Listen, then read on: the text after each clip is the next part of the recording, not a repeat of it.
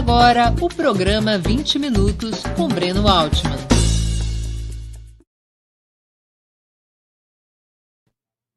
Bom dia! Hoje é 2 de junho de 2021. Está começando mais uma edição do programa 20 Minutos. Nossa convidada é a jornalista e editora Ivana Jenkins, fundadora e diretora da Boitempo Editorial, principal casa livreira do pensamento progressista e marxista no Brasil.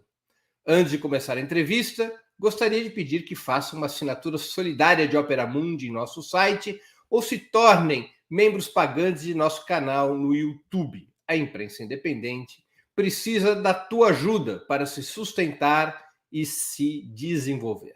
Também peço que curtam e compartilhem esse vídeo, além de ativarem o sininho do canal. São ações que ampliam nossa audiência e nossa receita publicitária. Perguntas também poderão ser feitas à nossa convidada, nas áreas de bate-papo das plataformas. Quem as fizer, peço que contribuam, se puderem, com o Super Chat ou Super Sticker no canal de Opera Mundi no YouTube. Bom dia, Ivana. Muito obrigado por aceitar nosso convite. Uma honra ter sua presença no 20 Minutos. Bom dia, Breno. A honra é minha de estar aqui. Muito obrigada pelo convite. Ivana, a Boitempo tem mais de 25 anos, completou 25 anos no ano passado. É uma editora do século passado, o que é muito chique e vintage, como se diz atualmente. Como é que nasceu a editora e com qual perfil? É verdade que o nome homenageia uma editora fundada por teu pai, Raimundo Jenkins, nos anos 60? A Boitempo, a gente fez 25 anos em setembro do ano passado. E sim, o meu pai teve, durante a ditadura, uma editora em Belém do Pará. Era dele e de um outro dirigente comunista, o Carlos Sampaio, e que se chamava Boitempo. Foi uma editora que teve curta duração. Quer dizer, eles publicavam os livros e os livros eram muito rapidamente apreendidos, às vezes nem chegavam na sede da editora. Então, publicaram livros sobre Mao Tse-tung, Ho Chi Minh, tinham alguns títulos assim que alguns, inclusive, eu consegui recuperar alguns volumes depois, mas que, enfim, a editora fechou. Meu pai continuou com uma livraria. Em 64, meu pai perdeu o emprego e ele, em seguida, foi, durante um curto período, feirante, trabalhou em feira com a minha mãe e meus irmãos mais velhos. E depois ele abriu uma livraria dentro da nossa casa. E, enfim, né, durante o tempo da editora, ele teve a editora e a livraria e depois ficou só com a livraria, que durou muitos anos, era a principal livraria de Belém, a mais importante, ponto de encontro da política. Oi? Livraria Jenkins. Livraria Jenkins, Eu praticamente nasci dentro da livraria, né? Então, acho que depois, assim, muitos anos depois, pensar em ter uma editora. Aliás, antes de pensar em ter uma editora, eu pensei e planejei muito ter uma livraria. Eu já estava morando em São Paulo e eu tinha o sonho de ter uma livraria. Cheguei a ver lugar, tinha sócio, tinha tudo, só não tinha dinheiro. E montar uma editora foi um atalho, assim, na época, né? Digo, olha, enfim, o investimento para uma editora é bem menor. E então a Boitempo nasceu um pouco com essa ideia de que ela seria um atalho para um dia vir uma livraria, que eu não penso jamais em ter. Esse projeto morreu na minha vida. O que quer dizer Boitempo? Boitempo é o nome de um poema do Drummond, que deu nome também para um livro dele. E na época que eles escolheram esse nome, era inclusive uma forma de driblar um pouco a censura. E a mulher do Carlos Sampaio, a Lila Marilis Tupiaçu, ela tinha uma relação com o Drummond. E, aliás, muitos anos depois, quando meu pai foi homenageado numa feira do livro em Belém, eu soube pela Lila que eles tiveram autorização formal do Drummond para usar o nome. Eu sempre achei que a gente estava meio que roubando o nome, mas não, eles foram autorizados e, por conseguinte, eu me sinto autorizada também a usar esse nome. Entendi. Você decidiu criar a editora com uma forte inserção no campo cultural do marxismo, provavelmente na pior década para o pensamento socialista em toda a história que foram os anos 90 do século passado, logo depois do colapso da União Soviética. A Boitempo, ao nascer, nesses primeiros momentos, encontrou rechaço na imprensa, na academia e no público por conta dessa crise das ideias socialistas? Você era tida como uma editora maluca no início? Não, olha, mas primeiro, assim, a Boitempo não nasceu inicialmente com essa vocação, eu diria. Quando eu pensei na Boitempo, o meu plano era o de resgatar obras nunca publicadas no Brasil, obras raras ou obras perdidas no catálogo há muito tempo. Tanto que a gente começou, o primeiro título da Boitempo é o Napoleão do Stendhal. Em seguida, a gente lançou um livrinho, uma coleção que eram de livros raros também, ou inéditos, que tinha, um era uma carta do Mário de Andrade, uma carta ao pintor moço, para o... Ai, eu esqueci agora o nome do pintor. Tinha um de franceses, que era o Maupassant, um de russos, o Gorky e o Dostoiévski, que eram trechos, muitos, inclusive de ficção, ou alguns... Um inédito do Machado de Assis, Terpsícore, inédito em livro na época. Então, esse era um pouco o perfil que eu tinha traçado para Boitempo, àquela altura. No meio desse processo em que a gente estava publicando, e é um tipo de livro que eu gosto de fazer, e acabou surgindo uma conversa com o Ricardo Antunes, a ideia de publicar, eu tinha publicado um livro da Nise, minha irmã, que era a tese dela sobre o trabalho bancário, que chamou Mistério de Fazer Dinheiro, de fazer uma coleção sobre o mundo do trabalho, na coleção de Sociologia do Trabalho. E isso acabou, assim, sem que tivesse sido um plano inicial, levando a Boitempo. Eu acho que, assim, aí as minhas raízes e as minhas relações levaram a Boitempo, talvez, para o lugar que foi o dela, né? E que eu não considero que a Boitempo seja uma editora marxista, eu não me sinto presa nisso, sabe? Eu não me sinto com a obrigação de só publicar marxistas, ou de só publicar, enfim, textos de Marx ou os marxistas. Uhum. Mas essa tem sido, talvez, o nosso perfil principal, quer dizer, que a Boitempo é uma editora do pensamento crítico, eu não tenho dúvida, e a gente não foge dessa, digamos, desse rótulo. Mas eu tenho procurado não me sentir presa a ter que publicar apenas autores marxistas, e a gente não tem feito isso, né? Não tem publicado só o marxismo mais, digamos, ortodoxo ou mais... Uhum. Quantos títulos a editora publicou nesses quase 26 anos e qual é a média mensal de lançamentos atualmente? A gente publicou uns 530. A última vez que eu vi, acho que eram 520, alguma coisa assim. Deve estar perto de 530 títulos. E a gente tem uma média anual de 40 títulos por ano, né? Quer dizer, que dá uma média de... 3 a 4. Faz a conta aí. Um lançamento por semana. Mais ou menos, quase isso. No período de férias, janeiro e fevereiro, um lançamento por semana. A gente não deixa de lançar em período de férias, mas lança menos, né? De dezembro, janeiro, a gente lança menos em geral. E o grosso dos livros lançados pela Boitempo são livros de não ficção, são ensaios. São. Fora esse período inicial, a gente lançou pouca ficção, quer dizer, lançou algumas coisas um pouco mais clássicas, a gente tem uma coleção de clássicos, e depois lançou alguns livros de ficção, tem um autor paraense que eu lanço já, acho que são 7 títulos dele, o Edir Augusto. E a gente... Oi? É um escritor paraense. Paraense, Edir Augusto. Então, tem que fazer... A gente lançou umas antologias. Oi? Tem que homenagear a terra natal, assim mesmo. Não é, e é um autor incrível. É um autor incrível que, enfim, tem sido publicado, inclusive assim, está sendo publicado no exterior, está sendo publicado com muito sucesso na França, já foi publicado em inglês, em espanhol, sempre a partir das nossas edições. Mas é incrível, assim, é um autor que quando você lê, você começa a ler e não consegue parar. Recomendo fortemente. Por que essa opção de publicar majoritariamente livros de ensaio e não literatura, Ivana?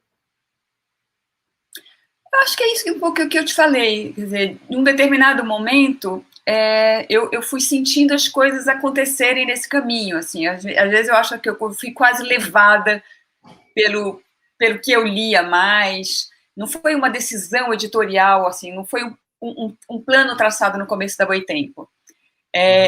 Mesmo Marx, a gente, em 98, nos 150 anos do Manifesto, a gente decidiu fazer uma edição comemorativa. O Oswaldo Trotsky tinha aquele italiano, que agora esqueci o nome.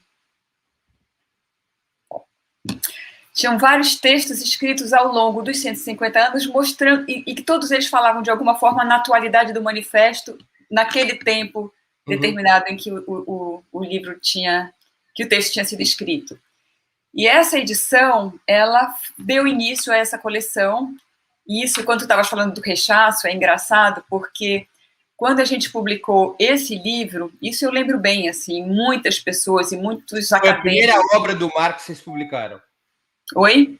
Foi a primeira obra do Marx que vocês publicaram? Foi. Em 98. Foi essa edição do Manifesto. Foi uma edição que foi muito prazerosa de fazer, inclusive, assim, a gente fez, eu lembro que a minha filha, que agora mora fora, morava ainda no Brasil, e a gente fez um cotejo do manifesto, da tradução do alemão, mas a gente fez um cotejo com todas as traduções que a gente encontrou, francesa, italiana, todas as bem recomendadas. Então, foi um texto foi um livro muito, muito bacana, muito bem trabalhado, uma edição boa, com todos os prefácios desses textos, e uma introdução do Codiola, que é muito, muito importante, assim, muito bem, contextualiza bem o manifesto. E quando a gente publicou esse livro, muita gente falava, isso a gente ouviu muito, eu ouvi muito na época, dizendo que Marx já não era um autor que as pessoas liam, Marx estava fora da academia, aí todo esse rechaço teve naquele momento, que para mim foi muito impressionante. Eu lembro quando a gente lançou o livro, a gente fez um debate no que era na época o Attica Shopping, que depois acabou, e fez um debate que lotou, e eu lembro que àquela altura algumas pessoas me falaram isso, da surpresa de que um livro de Marx e Engels tivesse aquele público, despertasse aquele interesse. E naquele momento, naquela altura, veio a decisão de publicar as obras, de fazer disso uma coleção importante e de algum modo, resgatar um pensamento que estava realmente fora da academia, e não apenas fora da academia. Eu acho que, de alguma forma, também os partidos políticos e os sindicatos não estavam dando conta dessa demanda, né? Então, assim, além de publicar a obra, todas a partir dos originais, com traduções que a gente fez, sempre cuidado, com que fossem muito bem cuidadas, a gente fez muito um trabalho de resgate mesmo e de formação de leitores para essa obra. Né, a gente fez já, eu acho que desde o começo dos anos 2000, a gente faz o curso livre Marx e Engels, que foram cursos que a gente fez com milhares de pessoas, né? Inauguramos uma aula sobre a ideologia alemã no Anhembi, num auditório lotado com 1000 pessoas, parecia um show de rock, e era uma aula sobre a ideologia alemã. Então, acho que esse foi um trabalho bem importante da editora. Você acha que ali, a partir de 98, é que, na prática, vocês tomam a decisão de investir nas obras marxistas? Sim, sim. A gente já tinha publicado alguns marxistas, mas a primeira obra de Marx foi em 98, e a decisão de, a partir dali, fazer disso uma coleção, que é hoje a coleção mais importante da editora, assim, sem dúvida nenhuma. Ivana, vocês diversificaram ao longo do tempo, diversificaram muito a linha editorial em múltiplas coleções. Entraram, inclusive, no mercado de livros infantis, com publicações de crítica social e até adaptações do pensamento de Marx para crianças. Como foi a reação do mercado e do mundo pedagógico a essa iniciativa, que eu não conheço paralelo no Brasil? Quando a editora fez 20 anos, ou seja, em 2000, bora fazer a conta, 2015, a gente já planejava há muito tempo, se falava, puxa, precisa publicar para criança, as pessoas nos cobravam isso, e a gente pensava e nunca tinha conseguido tirar um pouco do rol das boas ideias essa de ter um selo infantil. Quando a gente ia fazer os 20 anos, a gente falou, bom, esse é o ano, né? Nos 20 anos da Boitempo, a gente precisa inaugurar o nosso selo infantil. E a gente começou com um mote que eu acho que foi muito legal, que era política também é coisa de criança. E a primeira coleção de livros do Boitatá, do nosso selo infantil, é uma coleção que chama Livros para o Amanhã, que são os volumes que são lindos, assim, é uma preciosidade. Foi lançado originalmente por uma editora espanhola, a Mediavaca, e é um volume sobre democracia, um sobre ditadura, um sobre gênero, mulheres e homens, e um sobre classes sociais. Classes sociais, quando a gente começou, a gente falou, vamos começar primeiro com democracia e ditadura, porque vamos devagar, né? Eu tinha preocupação de que aquilo tivesse uma reação forte, mas eles foram super bem aceitos. Assim, antes que a gente estivesse fazendo qualquer trabalho, inclusive com os livros, tinha a escola adotando.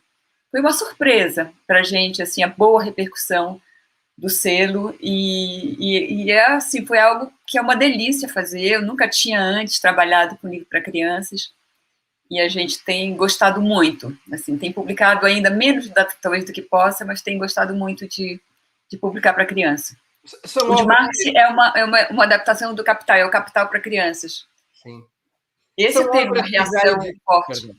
São obras que já existiam escritas no exterior e vocês traduziram, ou vocês encomendaram parte dessas obras? Não, essas que a coleção com que a gente inaugurou o Boitatá e esse livrinho sobre o Capital foram publicados fora, a gente comprou os direitos e se adaptou. Essa dos livros para amanhã a gente adaptou mesmo, assim, a gente fez uma parte também que é um Para Saber Mais, que é um texto que só tem na edição brasileira, então tem, por exemplo, no livro sobre a democracia, um texto do Leandro Conde, no Classes Sociais tem um texto da Virginia Fontes, no sobre ditadura, eu acho que é do Rui Braga, e o de gênero da Mirla Cisne. Então, cada um tem um textinho, tem uma adaptação mais nossa. No do Capital é uma tradução só, mas a gente fez livros só nossos, sim. A gente tem um livro do Alexandre Rampazzo, que foi super premiado, que é um livro que é o Pinóquio, do Pinóquio sobre a questão, as verdades, como é que ele se via no espelho, que é um livro super bonito. A gente tem um livro da Maria Rita Kell com a Laerte, e que, aliás, tem um segundo deles agora, que vai sair também, que chama Disco Pizza. Tem 2 livros da Janaína Tokitaka, feitos junto com a gente, todo o processo nosso. Tem uma série de livros brasileiros, tem um do Moza Benedito sobre a história, a lenda do Boitatá. E tem um livro que eu adoro, a gente tem um livro que é uma carta do Gramsci, que o Gramsci escreveu na prisão, mandou para a mulher para contar para os filhos, que chama O Rato e a Montanha, que é um livro maravilhoso. É uma fábula do Gramsci. É uma fábula que ele conta, ele escreve e pede para a mulher contar para os filhos. Sim. E uma editora espanhola também ilustrou, fez uma edição que é belíssima. E um argentino, que é de um argentino catalão, que chama O Rio dos Jacarés, que é um livro que é uma graça. Esse é o livro, eu diria assim, esse é o mais político de todos, mas ele, numa primeira leitura, pode não parecer, porque ele foi, inclusive, entrou no programa do PNLD e foi para as escolas do Brasil todo. Eu fiquei muito feliz com esse livro, ter ido para as escolas do Brasil todo, porque alguém que compra um rio que estava ocupado pelo jacaré, chega lá com um documento e fala, olha, vocês vão ter que sair daqui porque eu comprei esse rio. Aí o jacaré, como é que a gente sabe? Ele falou, não, está aqui até a água. Aí o jacaré fala, mostra aí. Aí tem todo um diálogo. Aí, em um determinado momento... Não vou contar, né? Deixa as pessoas lerem. Mas é uma graça. Spoiler contra os seus próprios livros? Vem cá, Ivana, deixa eu falar uma coisa. Vocês conseguem colocar esses livros infantis da Boitempo nas listas de compra da Secretaria de Educação e do Ministério da Educação? Eles Sim. compram esses livros infantis? Vários deles. Bom. Não, e também não são todos os livros que têm alguns temas mais delicados, né? Por exemplo, tem os livros da Olga de Dios, que é também uma espanhola que a gente tem lançado tudo, que tem livros, enfim, sobre temas que abordam a questão do meio ambiente, né, questão da diversidade também, da aceitação, questão de, né, várias, quer dizer, assim, que são importantes para as crianças, né? Tem uma que tem um passarinho que não consegue voar, então a questão também, digamos assim, do capacitismo, desse tipo de coisa. Então, tem vários temas tratados que enfim, servem para qualquer escola, para qualquer criança, para qualquer família, sem nenhum tipo de dificuldade. Deixa eu ler aqui algumas perguntas dos nossos espectadores. A primeira é do Beto Lopes, ele é de Belém do Pará, teu conterrâneo, e pergunta onde é a sede da Boitempo? São Paulo. Aqui no bairro. Quer dizer, agora é no mundo, né? Porque ninguém mais... A sede está fechada na pandemia? Não. A parte comercial? Não. A gente fechou pouco tempo e em seguida a gente abriu, e até hoje a gente está num sistema de plantão, porque a gente faz internamente a logística, o envio dos livros, então a gente faz... Eu compro livros da Boitempo, chego aqui em casa pontualmente. Que bom saber. Mas o editorial, né, a grande parte do administrativo, a comunicação trabalha em sistema remoto, e a gente tem esse plantão de atendimento e de logística lá na editora. O Tóxico Fernando pergunta qual é a sua relação com Maeve Jenkins? Tia e madrinha. Ela está assistindo, Maeve, ela já fez 2 comentários aqui. Ah, que bonitinha. O José Carlos Breno, pergunte para a querida Ivana se publicará a estética do Lucas. Está sendo traduzida. Aí, já. E, finalmente, a Célia Demarque tem 2 perguntas. A primeira delas, Ivana, você sentiu muito o machismo do meio editorial e jornalístico ao se lançar como editora e principalmente bem-sucedida? Olha, é engraçado isso, assim. Eu lembro que uma vez a Josélia me entrevistou para o Valor, e quando ela me fez essa pergunta, eu, na hora, tinha dito que não. E depois eu mesma fiquei pensando, puxa, será que não? Ou eu que nunca prestei atenção nisso? E aí, depois dessa pergunta dela e depois da minha resposta que me fez pensar, eu fiquei identificando vários episódios de machismo, mas que, assim, de alguma forma, aquilo lá não me inibiu, não me impediu de fazer nada, quer dizer assim, então, desde coisas como, né, aliás, na época foi legal, mas assim, saiu uma matéria que era, acho que no Jornal da Tarde, que era uma mulher à frente de uma editora, uma coisa assim, como se fosse um fato extraordinário, uma mulher estar dirigindo uma editora. Quer dizer, hoje, se a gente olhar para as editoras, acho que especialmente as editoras independentes, a maioria delas é dirigida por mulheres, né, e bem dirigidas.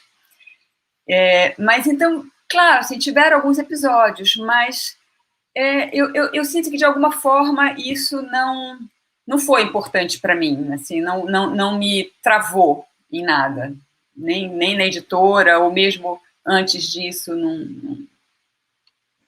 se teve assédio, ele passou aqui, assim, sem muito efeito. A Boitempo também é conhecida, Ivana, por associar seus lançamentos a importantes eventos culturais e acadêmicos. Você mesmo acabou de falar desse curso sobre a obra de Marx e Engels. Qual é o papel desses eventos, que são eventos, muitas vezes, com centenas, até milhares de pessoas? Além da formação de público, a venda direta é um canal importante para a editora? A venda direta nesses eventos?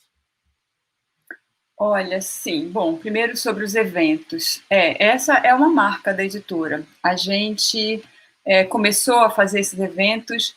Eu lembro que, assim, já, talvez desde o ano 2000, eu lembro que em 2001, quando a gente lançou o primeiro livro do Mészáros, um autor húngaro, István Mészáros, a gente fez um seminário com ele, levou o Mészáros para várias cidades e já depois, em seguida, começou a fazer os cursos e sempre que vinha um autor, a gente fazia, inclusive, assim, uma tentativa de levar para fora de São Paulo, porque essa era uma reivindicação muito grande dos nossos autores, nossos leitores, que, aliás, às vezes se queixam de que a gente faz muito evento no Rio e São Paulo, quer dizer, mais em São Paulo, porque é óbvio, né, é onde a gente está, é mais fácil, é mais tranquilo para a gente, mas nós temos estabelecido, ao longo desses anos, muitas parcerias para fazer com que esses eventos corram o Brasil. E a gente fez isso várias vezes. Tem um peso enorme, a gente fez, a gente faz desde também, acho que há 6, não mais tempo, porque a gente tem feito a cada 2 anos um seminário grande com o Sesc São Paulo. Então, a gente fez, acho que 5, então, há 10 anos, a gente faz esses seminários que são no Sesc Pinheiros, com um auditório, que é auditório que cabe mais de 1.000 pessoas. E lota, e muitas vezes a gente teve que, né, encerra a inscrição, gente do lado de fora. E os cursos Marx, como eu te falei, esse primeiro foi impressionante, a gente estava fazendo em parceria com a PUC, e a gente abriu inscrição, em 2 dias, tinham 500 pessoas inscritas, o pessoal da PUC ficou super preocupado, porque o único lugar grande que eles tinham era o TUC, que estava ocupado, e a gente não sabia nem o que fazer, e eu lembro que daí eu consegui, com o secretário de Cultura na época, o Anhembi, e a gente foi para lá. Então, isso a gente tem feito. Quando veio Angela Davis aqui, a gente fez um evento que tinha... Eu perco um pouco as contas, mas a gente fez ali no Ibirapuera, né, um evento aberto, que tinha mais gente do que seria possível, do que a prefeitura permitia. Então, essa tem sido uma marca da editora, assim, os eventos, e para a gente é muito importante porque é formação de leitor. Né? Quando a gente criou esses cursos do Marx, era porque isso, a gente sentia necessidade de que as pessoas pudessem conhecer melhor as obras, porque o Marx não estava mais sendo dado, não estava na disciplina nas universidades. Né? Os cursos de formação dos partidos naquela época também não estavam sendo feitos. Então, era uma demanda que a gente sentia e era, ao mesmo tempo, e tem sido sempre assim, um canal de formação de leitores. O nosso site, hoje, talvez nosso principal canal de venda. Esse foi um aumento, ele vinha crescendo já, mas esse foi um efeito muito grande da pandemia, né? Com o fechamento das livrarias físicas, as pessoas se voltaram muito para o comércio eletrônico e a gente teve um aumento que foi muito importante e quase assustador, assim, no começo da pandemia. No primeiro mês ficou todo mundo um pouco sem saber o que ia fazer, mas na primeira promoção que a gente fez, que aliás é uma promoção que a gente faz já há alguns anos, que é do Dia M, que é do aniversário de Marx, a gente não deu conta. Então foi algo assim, foi 10 vezes o que a gente esperava. Foi realmente muito grande. Ivana, você está fazendo spoiler das minhas perguntas. Eu já ia perguntar sobre essas vendas. Mas tudo bem, faz parte. Não me ligo, não. A sua sobrinha, e você é madrinha dela, ela é sua... Afilhada. Afilhada. Eu não conheço muito esses códigos. Ela faz uma pergunta aqui que eu vou ler, mas eu acho que você já respondeu.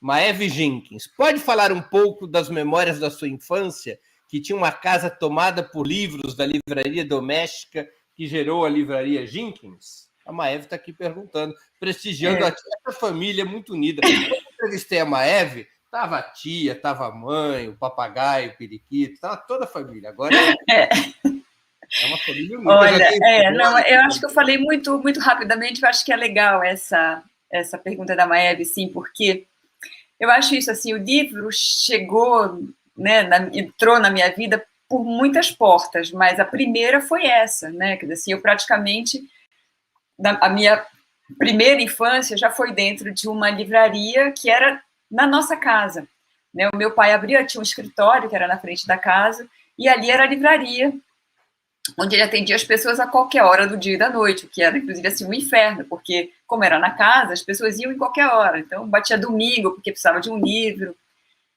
e os livros se espalhavam pela casa. Então, essas memórias são muito fortes. Inclusive, depois, quando ele tinha editora, ou mesmo já da livraria, as batidas policiais que tinham na nossa casa, né? Inclusive, em geral, a gente sabia antes, porque eles já tinham passado, ou alguém descobria. Então, a minha lembrança, assim, era muito presente de coisas, assim, no lado da nossa casa morava a mãe da minha mãe, a nossa avó. Então, era a gente, os filhos pequenos, assim, pulando pelo muro, passando com os livros proibidos, e alguns que nem eram proibidos, assim, né? Tinha um livro de capa vermelha, a gente já tirava, porque sabia que eles podiam levar. Então, e teve isso, assim, né? Quer dizer, assim, entrou por esse canal óbvio, que era a livraria, mas depois também, na minha infância, a minha mãe, que teve 5 filhos, eu sou a última, mas quando eu já estava um pouquinho crescida, ela voltou para a faculdade, ela foi fazer letras. E ela fez letras, então também a literatura entrava muito por ela. Quer dizer, assim, ler em casa era assim, queria ganhar pontos com papai e mamãe, era pega um livro, quer pedir alguma coisa, pega um livro, mesmo que esteja, finge que está lendo, que depois pode fazer algum outro pedido. Assim. Então, tinha essa contrapartida com a gente na leitura, e isso foi muito importante, assim, a gente, meu pai aí, que bonitinho. Só para lembrar, Raimundo Jenkins foi, além de um livreiro e editor, ele foi membro do Comitê Central do Partido Comunista Brasileiro durante muitos anos. Então, era, ao mesmo tempo, uma referência cultural no Pará, em Belém, um livreiro, o livreiro mais importante do Estado, um dos mais importantes do país, e que entendia muito de livro, eu tive a oportunidade de conhecê-lo, e era dirigente comunista, com toda a cota de perseguição que cabia naquela época, né? É uma grande figura do movimento socialista no Brasil, do movimento comunista no Brasil. Então, faltou eu contar, Breno, vou voltar aqui rapidinho, quando eu estava com essa ideia da livraria e depois resolvi montar a editora, assim, todas as pessoas que eu consultei na época, eu comecei a conversar sobre editoras, e eu lembro, não vou citar nome aqui de ninguém não, viu, quem disse para eu não montar, mas todas as pessoas que eu falava, eu digo, não faça isso é uma loucura, editora não, né, hoje em dia não dá certo, então procurei desde pessoas que tinham editora ou que trabalhavam em editora, e todo mundo me desencorajava, assim. Meus pais foram as únicas pessoas na época que me encorajaram, não, é isso mesmo, vai, monta uma editora. E quando eu estava já com o primeiro título em tradução, mas não tinha ainda um nome da editora, tinha aquela lista de nomes possíveis circulando entre amigos, naquele ano, que foi 95, o meu pai ficou gravemente doente. Então, naquele ano, eu decidi que eu queria homenagear não só, né, também o maior poeta brasileiro, que é o Drummond, e a editora, mas a escolha do Boitempo foi principalmente uma homenagem ao meu pai, que foi assim, um grande incentivador, e a Boitempo saiu, uns dias depois, o meu pai morreu. Ele ficou internado aqui em São Paulo muito tempo, depois foi para Belém e morreu lá. Então, tem essa, assim, o nascimento da Boitempo coincide com uma data muito triste para nós todos, que foi a morte do meu pai. Eu vou aqui emendar a pergunta de outra Jenkins, a Isadora Jenkins, que é um pouco sobre o que você está falando. Na tua trajetória, o que mais te motivou a fazer uma transformação na tua vida e entrar num mercado tão específico? Eu fiz a transformação, porque é o seguinte, a Isadora sabe, mas quem está ouvindo não sabe. Eu fiz faculdade de Biologia na Universidade Federal do Pará. Isso nem eu sabia. Ninguém sabe. Porque eu sou quase uma bióloga, nunca peguei nem o diploma. Bom, mas eu estava mudando para São Paulo e vinha com uma carta de recomendação do meu orientador, que era o Horácio Schneider, para o Rosenberg, que era um geneticista super importante da USP, e eu vim aqui para começar a trabalhar com ele. Nesse meio tempo, isso era férias, ou ele estava fora, mas era bem começo do ano, eu acabei, na época, eu era afiliada ao PCB também, eu acabei chegando aqui com contato com o pessoal da minha base e me chamaram para fazer um trabalho no Voz da Unidade, que era o jornal do partido. Para mim era uma coisa assim, muito ali, enquanto eu não arrumasse, me arranjasse para a universidade, eu ia ficar no Voz da Unidade, era meio período, eu tinha uma filha pequenininha também.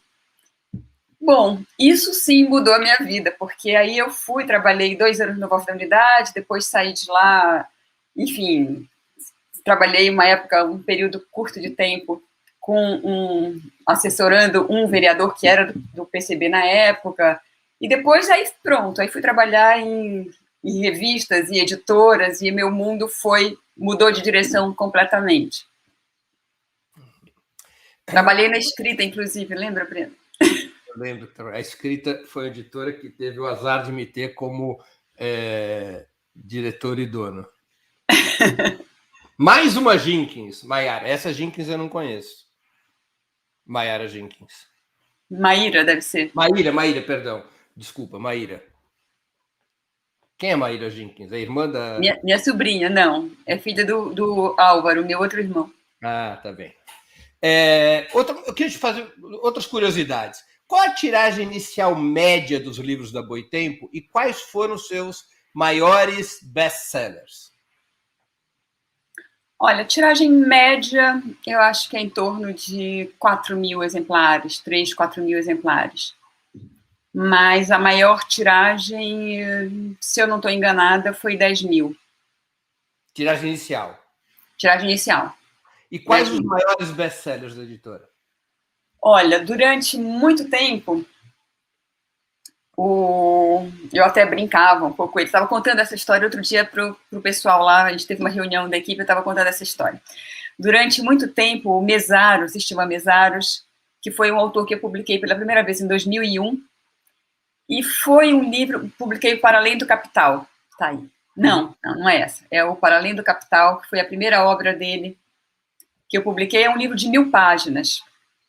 E eu sempre digo assim que tem algumas coisas que marcaram na trajetória da Boitempo, algumas passadas, assim, algumas mudanças de patamar.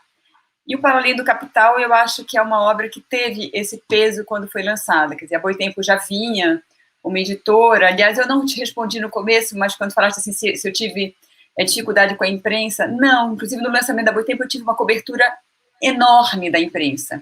Eu lembro que o lançamento do Napoleão foi capa de todos os cadernos de cultura na época, assim, todos. A gente fez um lançamento que me surpreendeu, assim, com a presença de pessoas que eu nem conhecia, assim, intelectuais reconhecidos. E durante muito tempo ela teve uma cobertura muito generosa, talvez até ela ficar mais identificada com o marxismo, e aí sim a gente foi perdendo espaço, digamos, nos grandes jornais. Mas no começo foi generosa demais, o Para Além do Capital está aí. Então esse foi um livro que eu acho que botou a editora num outro patamar, porque foi o momento em que disseram, puxa, né, essa editora não veio para brincar, era um livro de 1.000 páginas, um livro difícil, né, filosofia... É um livro, desculpa te interromper, é um livro que provoca dor. Provoca? Dor. Eu vou explicar por quê. Não, eu vou explicar por quê. Eu corri várias maratonas. Depois de uma dessas maratonas, eu tinha perdido a unha do dedão. E eu estava machucado. E eu fui pegar o Para Ler o Capital na estante e ele caiu da minha mão diretamente no dedo machucado. Eu não me lembro de ter tido uma dor parecida na vida. É um tijolo, né? Para Ler o Capital, eu tenho essa lembrança profundamente dolorida na minha vida. O dedo ficou desse tamanho, depois o livro caiu no meu pé. Mas esse foi um livro que, quando a gente lançou, quer dizer, isso, assim, acho que botou a editora no outro patamar, mas, ao mesmo tempo, foi um desses livros que as pessoas falavam que você é louca de publicar esse livro, um livro de 1.000 páginas, uma editora pequena. E a gente vendeu a primeira tiragem em 6 meses. Em 6 meses, a gente estava tirando uma segunda impressão. Eu não me lembro quantos eram, mas foi uma surpresa, especialmente porque muita gente dizia para a gente que aquilo era uma loucura. Então, durante muito tempo, o que eu estava contando para a equipe é o seguinte, que o Mesaros vinha para o Brasil com alguma frequência, a gente ficou muito amigo, assim, eu dele, da mulher dele, e ele vinha sempre, tinha época que ele vinha quase todo ano para o Brasil, e ele tinha uma coisa assim, muito generoso, muito modesto, e ele tinha uma preocupação, toda vez que vinha, assim, ele queria ficar pagando, queria pagar a conta do restaurante. Eu lembro que a primeira vez que eu consegui, porque a gente tinha uma parceria, passagem executiva para eles virem, e ele era um homem enorme, grande, então era mais do que justo que viesse de executiva. foi uma dificuldade convencê-lo de que podia, dizendo, olha, mas não é nem a Boitempo que está pagando. E algumas vezes, para ele começar a aceitar que alguma vez eu pagasse o restaurante, eu tinha que dizer, olha, hoje em dia você sustenta a Boitempo, né? Entenda isso. Porque ele era somado, assim, disparado, os livros dele eram o que mais vendiam na Boitempo. Mas depois disso a gente teve alguns fenômenos editoriais de venda para o nosso padrão. Um deles é O Homem que Amava os Cachorros, do Padura. Foi talvez, individualmente, seja o livro mais vendido da Boitempo agora. Teve o Mulher, Raça e Classe, da Angela Davis. O Padura vendeu quantos exemplares? O Homem que Amava os Cachorros vendeu quantos exemplares? Eu posso, daqui a pouco, perguntar para alguém. Sou péssima com isso. Tranquilo. Perguntar para alguém aqui na editora. Foi um livro de muita vendeu bastante. Quem sabe, se tiver alguém da editora aqui, pode botar essa informação aí daqui a pouco no chat. Eu vi o Kim por aqui, o Kim deve saber. Aí tem o Mulher, Raça e Classe. Os livros da Angela Davis, de um modo geral, vendem bem todos. Os do Marx. O volume do Gramsci, que é uma coleção que a gente entrou no ano passado, que chama Escritos Gramscianos, vendeu super bem. A coleção Lenin, que surpreendentemente também, quando a gente começou, a gente mesmo tinha um certo receio. Se Marx estava, de alguma forma, fora da academia, Lenin estava completamente fora da academia. A gente, quando pensou em publicar Lenin, eu até falei, olha, publicar Lenin, a gente tem que fazer isso com muita força e botar um peso nessa coleção, né, fazer uma divulgação à altura, porque foi uma dificuldade encontrar na academia pessoas que estudassem Lenin. A gente conseguia, assim, alguém que tenha um estudo sobre uma determinada obra, mas, assim, pessoas que pegam Lenin, que né, não era só um dirigente soviético, não foi só, né, o grande líder bolchevique. Ele tem uma obra admirável, enorme, vasta. Quer dizer, não ter no Brasil alguém que se dedique exclusivamente a estudar essa obra era espantoso para a gente. Então, essa foi uma coleção na qual a gente entrou com algum receio também, enfim, e tem sido super bem, né? Bem aceitos os livros, tem feito um sucesso, inclusive comercial. Você acha que os livros, vamos dizer, marxistas, hoje, na terceira década já do século XXI, eles têm mais fluidez, são mais aceitos, têm maior venda no mercado do que quando você lançou o Manifesto em 98? Tem, sim. Eu acho que não só existe uma mudança, né? Assim, existe um interesse maior por essas obras, né? O marxismo, né? Como filosofia e como tem tido mais interesse, mas eu acho que também tem essa coisa de que as pessoas passaram a precisar ler mais Marx, né? Assim, eu acho que, inclusive, a crise, né, quando veio essas crises todas, quer dizer, as pessoas foram atrás, mesmo quem não era marxista, ou mesmo quem não continua não sendo, sentiram necessidade de ler Marx de novo, que é uma obra, né, estupidamente atual, é incrível, assim, a gente lê livros e fica espantado de que eles ainda, né, sejam tão atuais e tão presentes ainda hoje, né? Eu gostaria de sugerir fortemente aos nossos espectadores que comprem as obras de Marx, Engels e Lenin da Boitempo. Aqueles que já têm, comprem as da Boitempo para substituir suas antigas edições, porque as edições da Boitempo são muito bem cuidadas. Eu fiz isso. Eu já tinha grande parte das obras, eu fui trocando pelos livros da Boitempo e doando outros livros para bibliotecas. São edições muito bem cuidadas, a tradução, a parte gráfica, eu aqui quero enfatizar isso.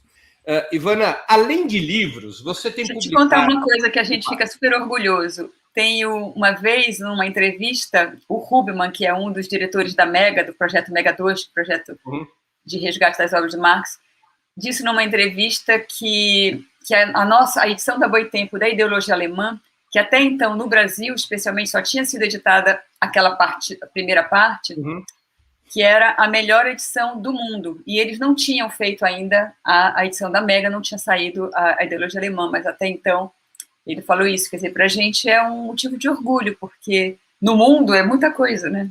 O mundo é muita coisa. Ivana, além de livros, você tem publicado já há vários anos uma revista, a Margem Esquerda. Conta um pouco o que é essa revista, de onde veio a ideia, do que se trata. A Margem Esquerda é uma revista que transita um pouco. Deixa eu até mostrar aqui, eu estou aqui com o último número. Ela transita um pouco ali entre uma... Ivana, não é a última, é a edição mais recente, né? A mais recente. É a última fita com essa aqui. E tem na capa o Guto Lacaz, uma obra do Guto Lacaz. Mostra de novo para dar tempo para as pessoas fixarem. Aí, perfeito. Aqui tem o sumário. Tem umas obras incríveis dentro também do Guto Lacaz. A curadoria de imagens é do Francisco Klinger, que é meu conterrâneo, que mora na Alemanha, tem umas obras incríveis. Bacana. A Margem é uma revista que transita ali entre um pouco o que seria uma revista acadêmica e uma revista de interesses mais gerais, mas que, inclusive, assim, ela tinha como o subtítulo era uma revista de estudos marxistas. A gente resolveu até tirar, porque a gente achou que era importante não fechar ela também dentro do marxismo. Eu lembro que isso aconteceu, inclusive, porque você tem um autor de quem eu gosto bastante, que a gente um dia pediu um artigo, ele falou assim, mas eu não sou marxista. Então, a gente achou que não precisava disso, né? Quer dizer, ela é uma revista que, obviamente, como a Boitempo e pelo conselho dela e pelas pessoas que escrevem, é uma revista que se posiciona claramente à esquerda, sem precisar ser necessariamente marxista. Mas, então, ela é isso, ela tem cada número, a gente tem feito cada vez edições um pouco mais temáticas. São 2 ou 3 edições por ano? 2 por ano, ela é semestral. E a gente já tinha um sistema de assinatura, que é uma coisa que a gente fazia para ajudar a manter a revista, porque, ao contrário dos livros, que tinham sempre uma saída muito fácil em livrarias, as revistas não. As revistas, em geral, elas não são expostas nas livrarias. Algumas livrarias não gostam nem de pegar revistas. Então, a gente fez um esquema de assinatura que cresceu bastante ultimamente, ficou bem confortável para a gente publicar a Margem, que durante muito tempo a Margem era um investimento da editora. A gente fazia porque achava que era importante, mas a gente tinha que colocar dinheiro nela. Hoje em dia ela se sustenta e hoje ela faz parte... Eu não sei se eu vou te dar outro spoiler se você falar do Clube do Livro, tu ias me perguntar dele? Eu ia te perguntar do Clube do Livro, mas pode fazer esse spoiler. Pode. Hoje, o que a gente fez em outubro do ano passado, quer dizer, a gente lançou em novembro a primeira caixa do Armas da Crítica, que é o clube de assinantes da Boitempo. Essa é a capa do livro Armas da Crítica, que é um livro que eu organizei junto com o Emir Sader. Esse é o clube que a gente lançou.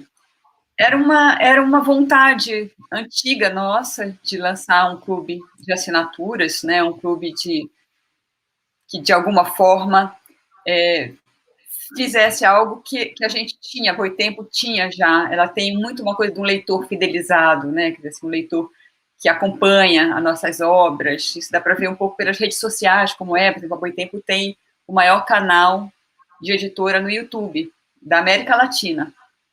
Então, ela tem uma relação... Quantos inscritos tem no canal? 200 e tantos mil. Não lembro. De editora, enfim, é uma editora de pequena para média e tem uma quantidade bem significativa de seguidores, né, de assinantes. Então, ter esse clube já era uma vontade nossa, antiga, de ter, porque várias vantagens tem, inclusive a de viabilizar uma primeira edição de uma obra com que você sai com uma tiragem já determinada para o clube. E a gente, quando veio a pandemia, sentiu mais fortemente essa necessidade, quer dizer, aquele momento em que as coisas se voltaram muito mais para um movimento da editora direto com o seu leitor.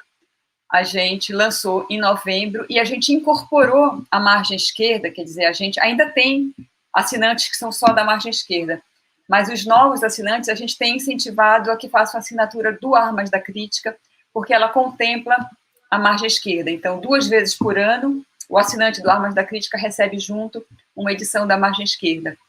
Esse último número, o entrevistado é o Pepe Mujica, e tem um dossiê sobre o capitalismo digitalizado, vários artigos. Tá muito bom esse número. Modéstia à parte.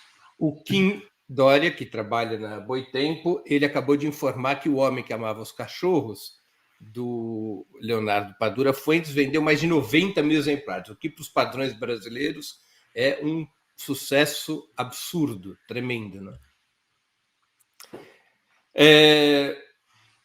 Ivana, deixa eu te fazer uma outra questão. Há 25 anos atrás, o mercado era exclusivamente baseado no livro físico e nas redes e livrarias. O que variavam eram compras governamentais ou vendas em evento, mas essencialmente era o livro físico. Qual é a relação hoje na Boitempo entre o livro digital e o livro físico? E entre a venda, e qual é o peso da venda por e-commerce, comércio eletrônico, diretamente no site e para livrarias? As editoras estão conseguindo chegar diretamente no público? Esse é o futuro das editoras? Olha, o fato assim, é que hoje em dia quem vive só de venda para mercado, que é a maior parte das editoras, né, quer dizer assim, que não tem grandes vendas de volume para governo e tal, quer dizer, e elas dependiam muito das livrarias físicas, que do ano passado para cá ficaram numa situação bem difícil, né? Depois foram saindo, essa que aparece aí na tela agora deu um golpe no mercado, né? Deu Saraiva.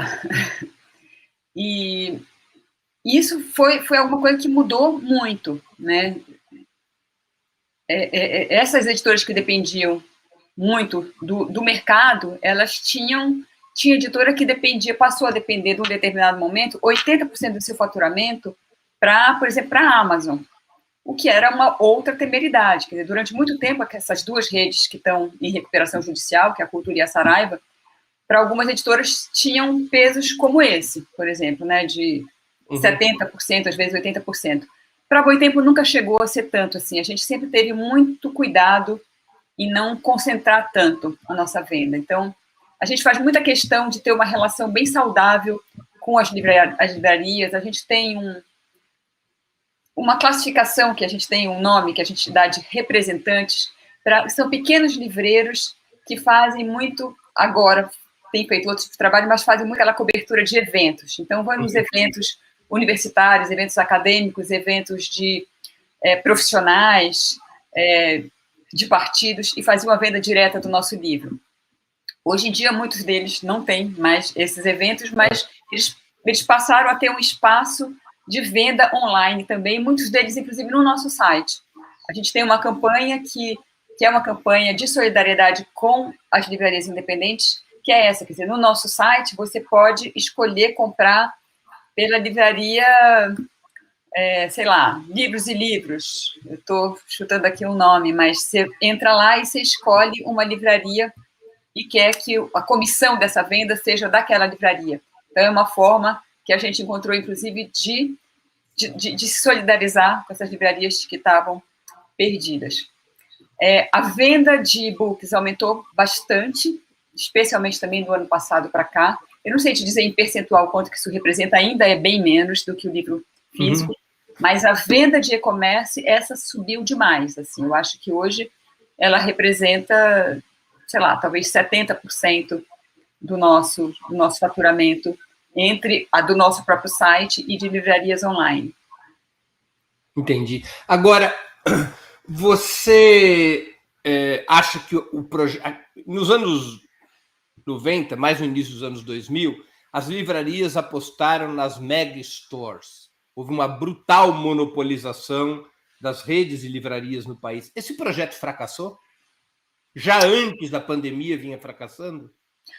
Não só por isso, por serem esses espaços enormes, é todo um modelo de negócio que fracassou.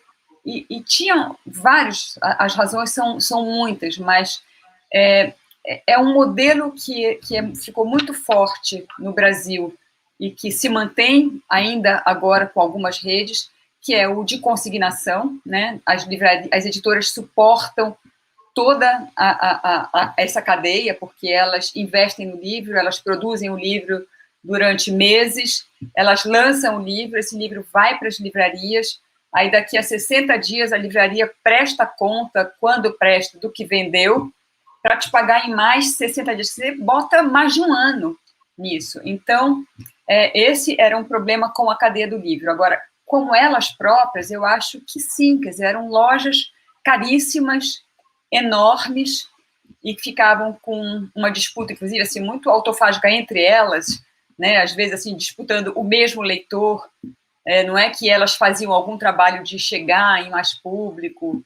Então, eu acho que, como modelo, essas grandes megastores, nenhuma delas tem como suportar isso. Quer dizer, eu acho que tem muito mais um modelo da pequena livraria de nicho, de bairro, que cria uma relação com o leitor, que tem um livreiro que sabe falar do livro. Isso tem muito mais, é muito mais sustentável, né? Você acha que no mundo pós-pandemia, o modelo que deve predominar é das editoras vendendo direto para os leitores através do seu próprio e-commerce, ou nós vamos assistir um renascimento das livrarias, como você está falando, dessas livrarias pequenas, de bairro, como a gente tinha no passado? Por onde você acha que vai o mercado? Eu acho que a venda direta que as editoras começaram a fazer, isso não tem volta, né? Elas vão continuar. Quem não tinha, teve que ter o seu comércio eletrônico nesse período, por uma necessidade de sobrevivência. Mas, ao mesmo tempo, um pouco antes da pandemia, a gente começou a ver esse renascimento, né? Assim, nascimento de várias livrarias pequenas. Aqui em São Paulo mesmo, tiveram várias ao mesmo tempo, né? Às vezes no mesmo bairro, 3, 4 livrarias nascendo, todas boas, interessantes.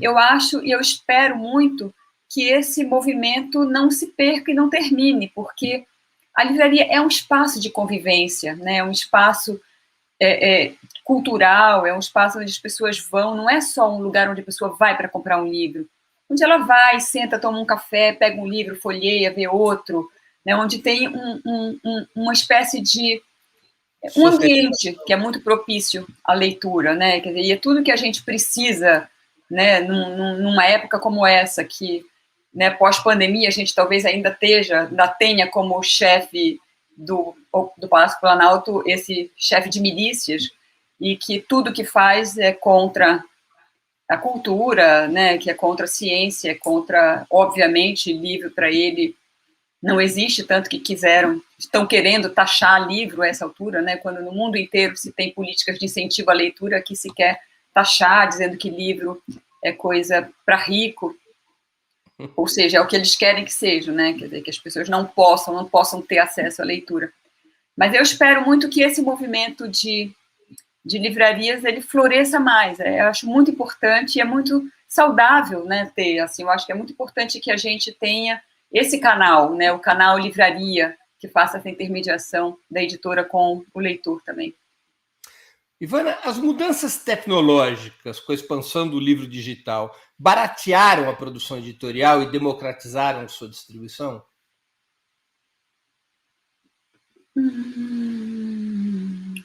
Olha, não sei, não pensei nisso. Eu acho que elas melhoraram talvez o acesso, né? Quer dizer, algum tipo, o livro, por exemplo, o e-book, para isso é mais fácil. Eu acho que a questão do processo editorial, não vejo no que isso tenha barateado. Quer dizer, no processo editorial, o que é mais caro? É a tradução, que isso não vai mudar, né? Esse custo não vai mudar. O cuidado que você tem com a preparação do texto, com a revisão, com a diagramação, isso, a tecnologia não ajuda nisso, né? Outro custo grande que a gente tem é o custo gráfico, né? Ele só é reduzido à medida que você aumenta a tiragem. Então, essa, inclusive, é uma dificuldade das pequenas editoras, né? Quando elas fazem tiragem muito pequena, o custo unitário do livro é muito alto. Eu acho que a tecnologia ela faz chegar a mais livros. Acho que isso sim, chegar a mais pessoas, mas facilita no livro eletrônico. No livro impresso, não vejo essa relação. Deixa eu te colocar uma outra pergunta associada a uma pergunta de um espectador. O Matheus Tuzin pergunta por que os livros são tão caros no Brasil? E eu aqui emendo a mesma pergunta. Por que esse preço do médio do livro brasileiro é mais alto que em outros países? Até te pergunto, ou isso é uma lenda? Isso é uma lenda. Isso é uma coisa que a gente já fez, uma comparação, a gente fez uma vez na Boitempo, dos nossos livros mesmo, a gente pegou um mesmo livro que a gente traduziu e que mais 3, 4 editoras de outros países traduziram e fizemos a média de preço. E os nossos não eram os mais caros, muito pelo contrário, na maioria das vezes eles eram dos mais baixos. E de um modo geral, várias editoras já fizeram essa comparação. Isso é lenda, não é verdade. O que pode ter é o seguinte, é uma relação com o poder aquisitivo, né, no país. E tem uma outra relação, que essa sim é a mais grave, é que, de um modo geral, a gente tem um baixo índice de leitura no Brasil. Então, as tiragens, é isso que eu acabei de falar, a única forma, sem nenhuma dúvida, de reduzir o custo unitário é o aumento de tiragem. Mas não é com todo título que você pode fazer isso. Então, tem título que a gente ainda precisa imprimir 2.000 exemplares. Né, o preço unitário dele é muito maior do que se a gente pudesse imprimir 5.000. Então, essa é a grande chave para poder ter... Está na demanda, né? Comprem mais livros, que os livros vão diminuir de preço. Esse é um bom slogan. Esse é um bom slogan. Deixa eu ler algumas outras perguntas. Da Caim Denzamon. Como foi acompanhar de perto a biografia de Karl Marx do professor Zé Paulo? Zé Paulo foi meu editor no Voz da Unidade, eu devo dizer. Então, minha relação com ele é de muitos anos atrás e, enfim, durante um período nós perdemos contato, mas depois voltamos a nos falar. O Zé Paulo nunca tinha publicado um livro dele pela Boitempo, ele já tinha feito muitos prefácios, orelhas, essa coisa, ou participado de coletâneas. E ele já contou essa história aqui, mas eu vou repetir rapidinho.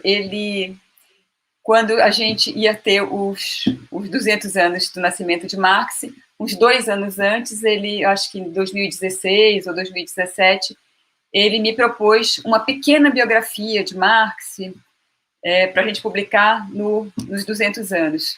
Eu, claro, topei na hora. Mas, assim, até pensando na época, não sei o que teria de novo, o que o Zé Paulo teria de novo para falar sobre Marx.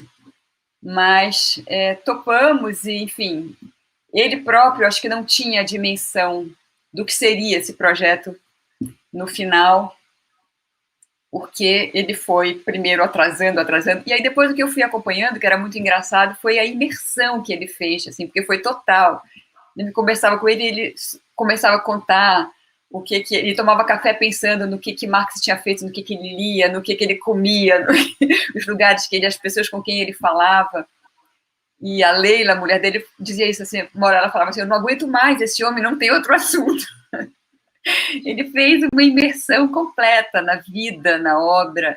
Na obra ele já conhecia bem, mas ele fez muito nessa coisa assim, da vida do Marx também, nesse período. E foi uma delícia, todo o processo, né, as trocas. Eu brinco com ele que um dia a gente vai publicar a correspondência completa desse período, porque os e-mails enormes, são sempre muito bem-humorados, e ligações telefônicas também, depois ligações de vídeo, conforme ele foi aprendendo. Foi muito, muito gostoso. É um livro desses do qual a gente se orgulha bastante. Esse foi o livro dos 25 anos da Boitempo, no ano passado. A gente, em geral, cada livro, a gente elege o livro do ano, embora todos os livros sejam importantes para a gente, esse foi o dos 25 anos. E o desse ano, já vou aproveitar, pode falar, Breno? Pode, você está... Pode dar outro spoiler? Pode. Esse ano a gente vai publicar o livro dos 26 anos da Boitempo, é a obra que o Mesaros deixou inacabada, O Para Além do Leviatã. Foi um livro que a gente tinha entregue quase todo para a gente, quase completo, mas tinham faltado alguns trechos e a gente, enfim, conseguiu completar alguma coisa, mas está lançando agora em setembro desse ano o Para Além do Leviatã. Vai ser o livro do ano. O livro do aniversário da Boitempo. Deixa eu ler aqui uma outra pergunta da Maeve Jenkins. A família é muito ativa nas perguntas e nos comentários. A minha mãe colocou no grupo da família que eu ia estar aqui, pronto. Ó. Tá toda a família assistindo, toda a família assistindo. A Maeve pergunta assim: Jones Manuel conseguiu resgatar o Caetano e fazê-lo defender o socialismo. Como a Boitempo sentiu essa mudança nas redes? Mudou a atenção a esse espaço dito virtual? Eu não entendi o resto da pergunta. Como a Boitempo? Como a Boitempo sentiu essa mudança nas redes? Mudou a atenção a esse espaço dito virtual? Eu acho que sim. Eu acho que especialmente mudou uma atenção dada ao Lo Surdo, que era um autor que a gente já publicava, é um autor bárbaro, um marxista assim, seríssimo, e que a gente já publicava, mas que não tinha esse espaço, digamos, de popularização. Né? Isso o Jones já vinha fazendo, né? Defendendo muito o Lo Surdo, e com o Caetano, que, aliás, faz o prólogo desse livro, esse livro que o Jones organizou, tem um prólogo super bonito do Caetano, que foi para a gente muito bacana, quer dizer, que incrível, né? Fazer o Caetano, né, um cara na posição dele, que não precisava disso, rever-se dizendo, olha, eu não sou mais aquele cara, né? Eu sou um outro cara. Eu achei aquilo lindo demais, sabe? Alguém, né, na posição dele fazer publicamente isso. Foi incrível. Tenho aqui outra pergunta do Cadu Lacerda, que contribuiu com o Superchat. Isso é uma espécie de dízimo aqui no YouTube. Esse Superchat é apenas um elogio ao magnífico trabalho da Boitempo e do Opera Mundi, onde renovei minha assinatura. Eu agradeço a renovação da assinatura. A Boitempo já pensou em organizar um clube de leituras combinado com a TV Boitempo? Você já falou, né, das Armas da Crítica, que é o clube da Boitempo. Ela, de alguma forma, ele é combinado com a TV Boitempo, porque uma das coisas que a gente faz no Armas da Crítica além do livro, a pessoa recebe o livro do mês, às vezes 2 livros, a gente manda, além de que ela tem acesso a algum material no site que é exclusivo, a gente tem feito algumas coisas a gente faz alguns livretos, muitas vezes nos livretos que vão gratuitos, eu acho que eu tenho algum aqui para mostrar, não sei se eu tenho. Mas a gente manda livretos que muitas vezes vêm com algum material transcrito da TV Boitempo, e é plano nosso, inclusive, fazer isso mais, né? Assim, algumas das palestras, a gente tem muito conteúdo na TV Boitempo, né? Assim, tem muita coisa, inclusive, que a gente tem ainda não postada, de cursos, de palestras dos autores, que muito desse material, às vezes, possa estar sendo associado ao clube, eles virem pequenos livretos oferecidos aos assinantes. E uma outra pergunta do Grupo Sou Brasiliana. Poderia falar sobre a coleção Caio Prado Júnior? É uma coleção ainda não lançada. A gente vai... Até leitor está fazendo spoiler. Tá? Mas a gente já divulgou. A gente também passou alguns anos tentando trazer para Boitempo os livros do Caio Prado Júnior. E a gente agora, no ano passado, finalmente fez um acordo com os herdeiros, com a família, e a gente fechou um contrato para 5 títulos do Caio Prado Júnior. O primeiro vai ser um que eu tenho uma edição antiga aqui, era uma edição que foi da Brasiliense, é o História e Desenvolvimento, que era a tese com que o Caio Prado concorreu à livre docência, ia concorrer à livre docência, e quando depois ele foi impedido, né, pela ditadura e tal. Então, vai sair esse livro, vai ser o primeiro de uma série, e a ideia é, como a gente tem com alguns autores, criar um projeto gráfico específico, com uma cara interessante, e eles sempre vão ter textos de historiadores, de cientistas políticos. É uma coleção que vai ser coordenada pelo Luiz Bernardo Pericaz, na Boitempo, que é autor nosso também. E que escreveu uma biografia do Caio Prado, né? Maravilhosa. Ganhou o Juca Pato com essa biografia. Uma biografia incrível. A gente publicou já vários livros dele, mas esse é o livro mais importante dele na Boitempo. Filho de um grande diplomata brasileiro, já falecido, Bernardo Pericasso. Foi embaixador brasileiro em Cuba e com quem eu tive uma longa relação de amizade. Isso, era uma pessoa incrível. Uma coisa, sabe que ele estava traduzindo o livro do Padura para a gente, acho que foi o Hereges, quando ele morreu. Ele era cônsul-geral em São Francisco, né, quando morreu. Isso. O Bernardo Pericasso era um dos grandes diplomatas brasileiros. Uhum. Tem uma outra pergunta aqui do Alex Harlen, que também contribuiu com o Superchat. A Ivana é boa de ser convidada aqui, porque vem bastante Superchat. Vocês irão concluir a tradução dos demais volumes da biografia do Marx, do Michael Heinrich? Nós vamos publicar todos, sim. O Heinrich é um autor daquele tipo meticuloso, ele vê cada detalhe.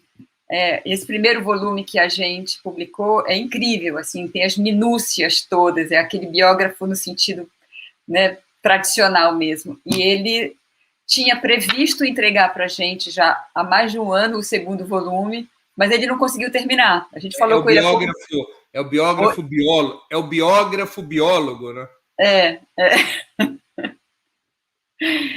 E, não, o livro dele é incrível, incrível. A biografia dele, esse primeiro volume que a gente lançou, talvez eu tivesse por aqui, não sei, acho que não sei se eu tenho.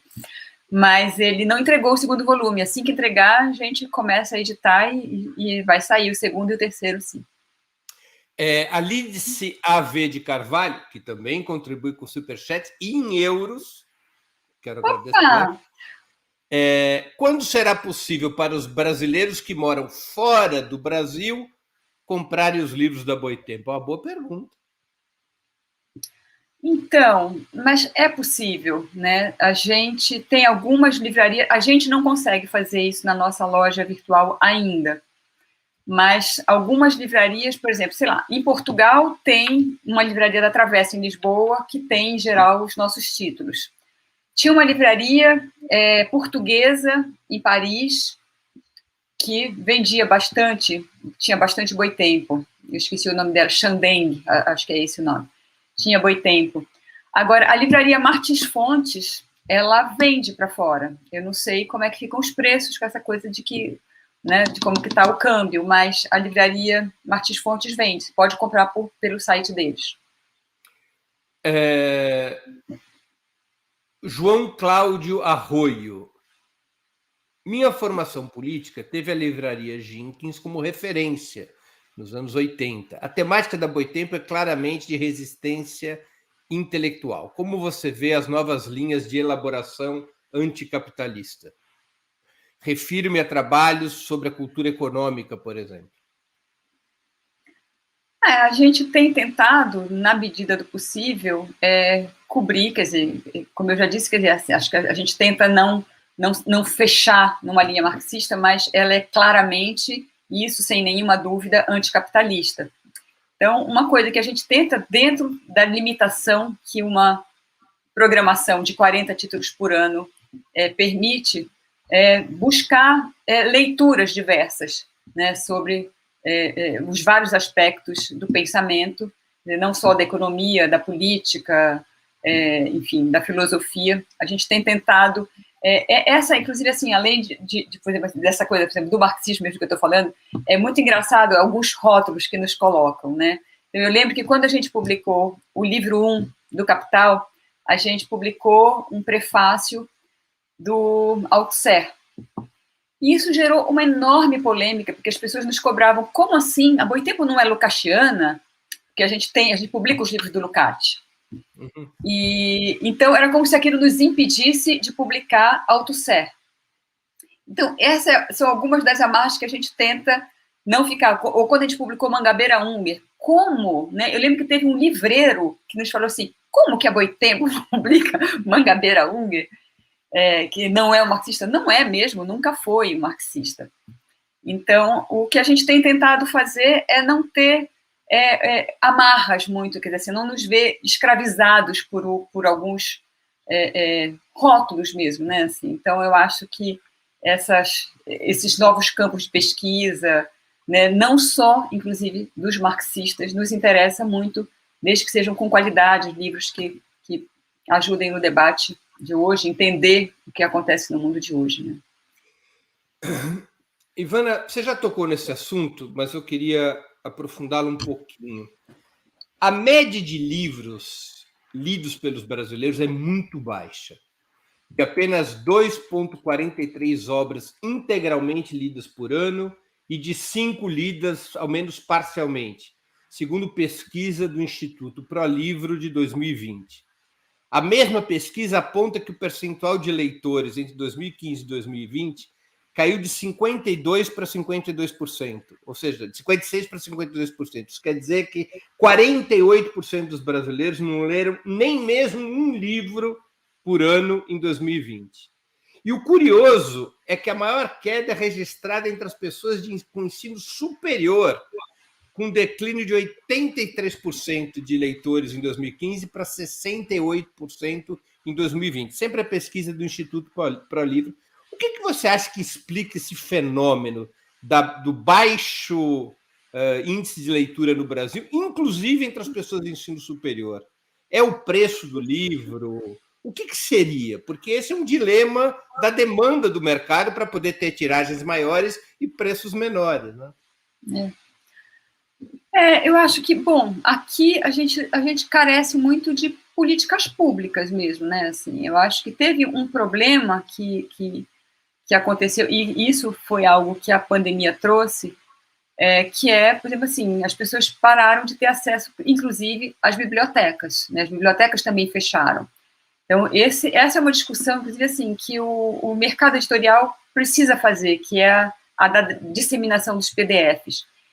Esse é um troço, eu não sei medir o quanto que isso afeta a leitura dos livros, mas foi algo que passou a acontecer muito mais fortemente. Né? Assim, a gente vê... Isso explicaria a queda do índice de leitura entre pessoas de ensino superior. Eu não sei se... Porque, quer dizer, como é que a gente mede isso, assim? Quer dizer, mede isso também muito por índice de venda, né? Claro. Porque, a não ser que você faça, né, uma pesquisa com os leitores muito intensa, você mede isso muito em índice de venda. Com venda, eu acho que tem um aspecto que eu acho que é esse também. A disseminação dos PDFs piratas aumentou enormemente. Né? Tem livros nossos, assim, que no dia que a gente lançou o e-book, ele já estava circulando por aí. E as pessoas circulam assim, olha, Boitempo liberou. A gente fica bem na fita, mas não fica muito bem no resto. No caixa, né? E assim, é uma prática que passou a ser muito justificada, quer dizer, antes era, e fazia todo sentido, que capítulos de livros, aquela coisa que eram as antigas pastas de Xerox, virassem PDFs. Então, os professores passam livros, adotam livros, e muitas vezes os capítulos e os alunos não dão conta mesmo de comprar aquilo tudo. Não quer dizer que não estão lendo, quer dizer só que não estão comprando o livro. Mas, de um modo geral, eu acho que o índice de leitura no Brasil é mais baixo, sim, do que em muitos outros países, inclusive da América Latina, que a gente sabe? Mas eu tenho a impressão, eu não sei se é um pouco de otimismo demais, isso, mas eu tenho a impressão que a pandemia mudou isso um pouco. Eu acho que as pessoas perceberam uma coisa que é isso, assim, né? Quer dizer, que o livro traz uma satisfação que talvez seja única, e não só uma satisfação, mas ele atende a uma necessidade, atende, né, a dar algumas explicações que as pessoas passaram a precisar mais nesse período. Eu tenho a impressão, eu não sei de quando que é exatamente essa pesquisa, de 2020. Mas que... 2020. Do ano passado? Eu tenho a impressão que do ano passado para cá, esses índices possam ter melhorado. Eu tenho essa esperança, porque eu acho que as pessoas passaram a encontrar um espaço, né? Quer dizer, assim, as pessoas passaram a sair menos, elas passaram a ir menos para o cinema, elas passaram a ir menos para restaurante. Então, elas acabaram encontrando num espaço em casa, no espaço, né, da leitura, no espaço de ouvir música, e foram sentindo mais essa necessidade nesse período. Eu tenho visto, assim, das pessoas com quem eu tenho relações, elas todas me dizendo que têm lido mais nesse período do que liam antes. A pandemia não foi um problema para Boitempo? Não provocou retração de vendas? Olha, talvez mínimo, porque assim, a gente teve os primeiros 2 meses ali foram meio assustadores, a gente não sabia muito o que ia fazer, ou o primeiro mês, talvez, mas depois a gente foi sentindo isso, quer dizer, que foi o aumento do nosso site, e também as livrarias foram se armando mais, muitas livrarias que não tinham o comércio eletrônico passaram a ter.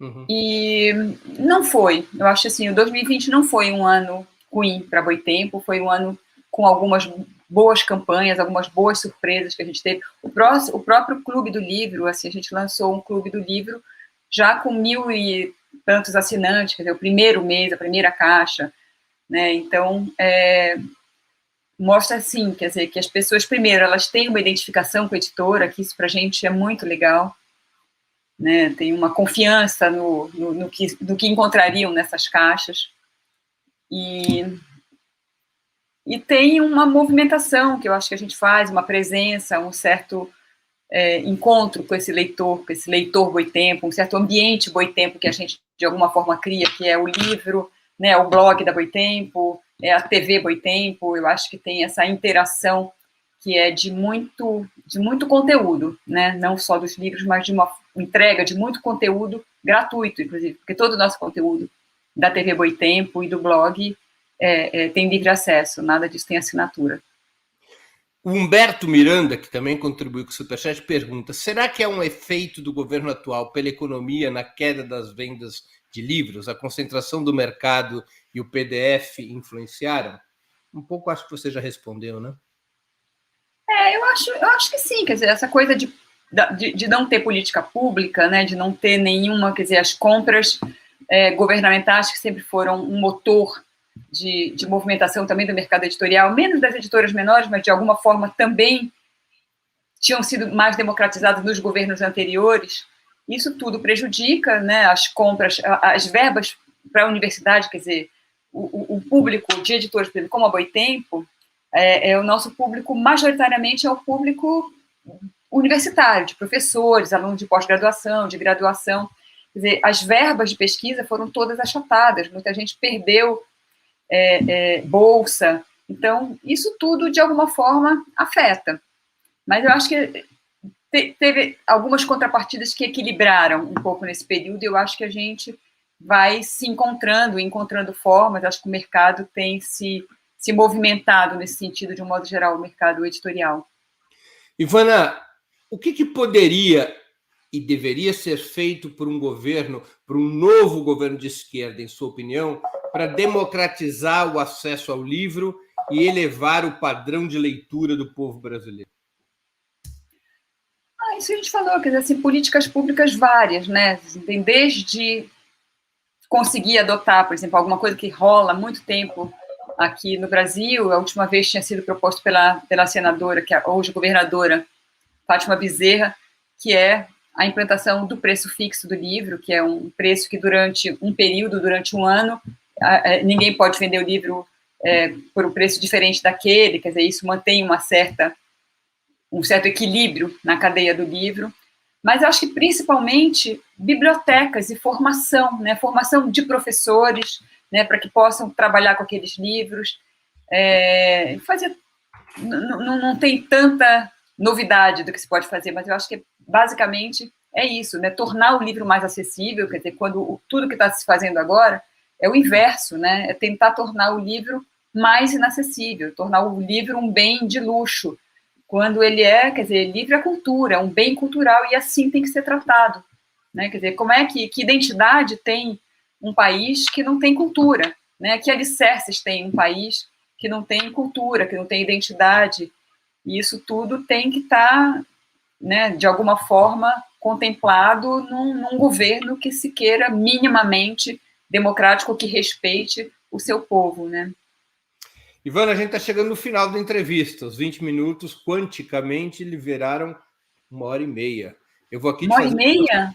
Quase 1h30, estamos aqui. É como se a gente estivesse almoçando.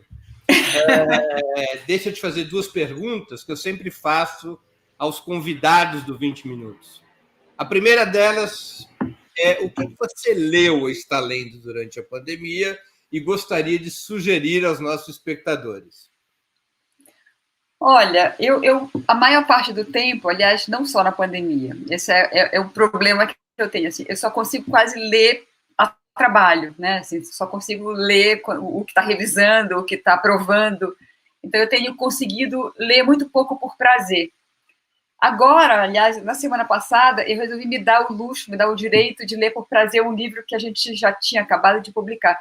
Eu sou muito sectária, não vou conseguir falar de livro de outra editora. Faz Então, parte. Deve ter sangue judaico. Oi? Deve ter sangue judaico na família. Ou árabe, alguma coisa. É esse livro aqui, é um livro do Zola, que a gente está lançando agora. Esse, tá aí. É O Dinheiro. É um romance incrível dele, né, que se passa no Segundo Império. Então tem um cara que é um falido que resolve apostar, se passa na Bolsa de Paris, no Segundo Império. Então, é um livro, quer dizer, também não vou ficar dando spoiler aqui, mas é um livro que é incrível, porque ele é super atual, né? Ele, como se fosse, as questões são como se fosse hoje, né? Colocadas hoje, a questão enfim, né? De como o que o dinheiro faz, né? Que o dinheiro não traz felicidade para ninguém e o que ele provoca, né? Necessidade do mais dinheiro, do fazer dinheiro. É um livro realmente incrível e super bem escrito, bem traduzido. Tá muito legal essa edição. E qual filme ou série você assistiu, está assistindo e gostaria de indicar a quem nos acompanha? Então, eu estou assistindo um filme como se fosse uma série. Ele tem 6 horas de duração.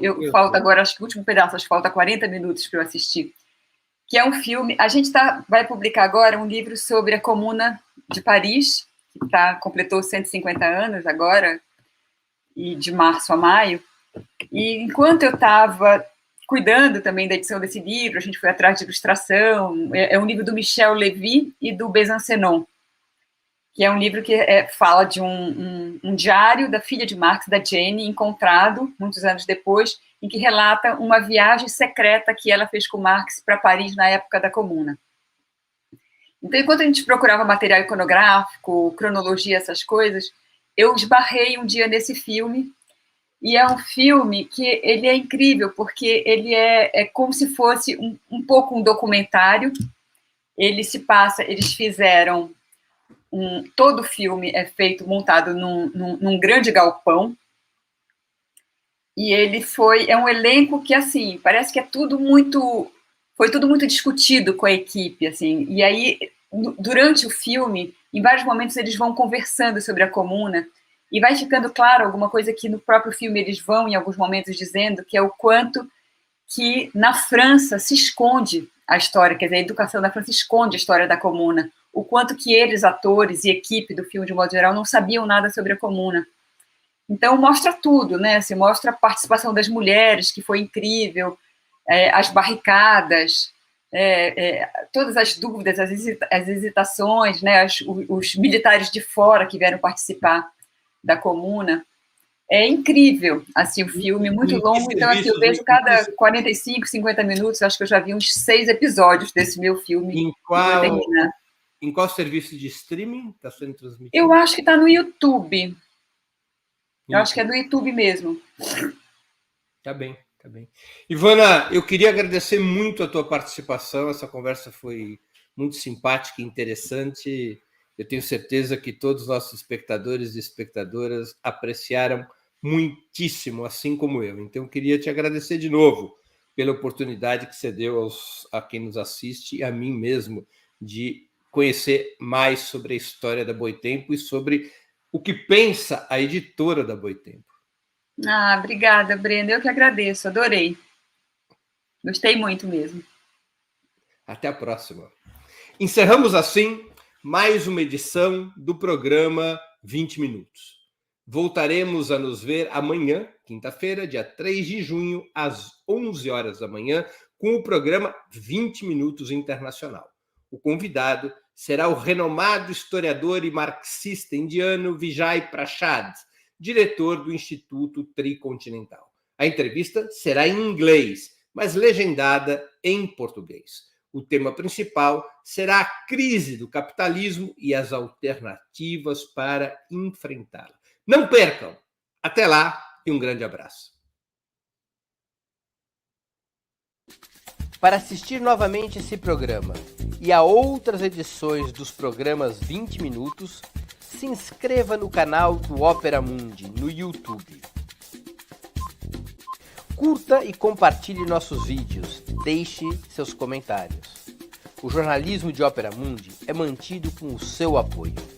Faça uma assinatura solidária em www.operamundi.com.br. Com um pequeno valor mensal, você nos ajuda no desenvolvimento de um jornalismo independente e de qualidade. Obrigado pela audiência e até a próxima.